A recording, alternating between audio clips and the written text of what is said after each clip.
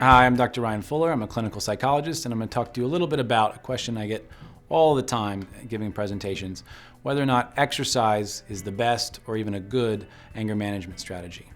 So the evidence for this, I think, are pretty good, but we want to make sure that we carefully see two different types of exercise. So the first, and this is even recommended by supposed anger experts in books, is that going and taking your frustration or your anger or your rage out on a punching bag or a pillow or some other inanimate object is a very good anger management strategy. In fact, there's lots of scientific evidence that in fact says just the opposite. So that's based on the idea of catharsis, and that by going and sort of displacing or releasing my anger by punching a pillow or putting someone's face on a pillow and punching it, I'm in fact discharging this aggressive energy, and somehow it's then gone and dissipated. In fact, there have been a number of studies done, and what they showed is that in one case they actually used a punching bag, and people were they were triggered. Their anger, in fact, was brought on by, they wrote an essay and then they had someone criticize them. So all these people became angry, and then they were assigned to different conditions. One of those conditions was to hit a punching bag while they thought about the person that had been critical of their essay. One of the other conditions, in fact, they were criticized and then they hit a punching bag, but instead they were in fact thinking about physical fitness.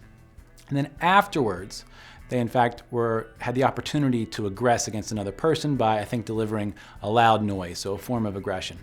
It turns out that the people who in fact were ruminating about the person who actually had criticized them were more angry and more aggressive than other conditions. And so there have been other studies in the past that have used different models, but it comes out again and again that if you are punching an inanimate object while thinking about sort of to vent your anger, you in fact are likely increasing the anger, and you're increasing the likelihood of aggression in the future.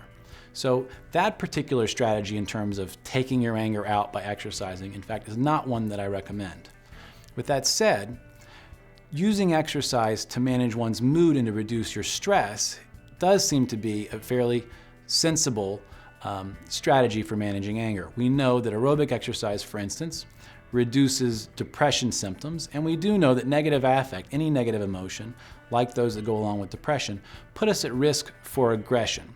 So on a regular basis, I've seen with my clients that engaging in exercise, not as a form of handling a crisis in the moment, but on a regular basis brings down their stress and allows them to handle crisis situations where anger and aggression might be problematic much, much better.